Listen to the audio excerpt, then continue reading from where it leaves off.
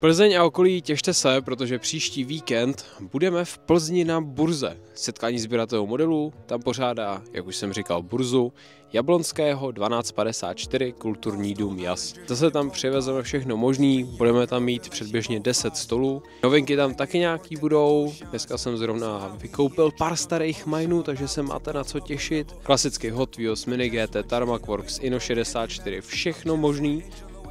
Takže příští neděli 16.11. Plzeň. Těšíme se na vás, budeme tam poprvé, snad ne naposled. Mějte se krásně a zítra zase čau.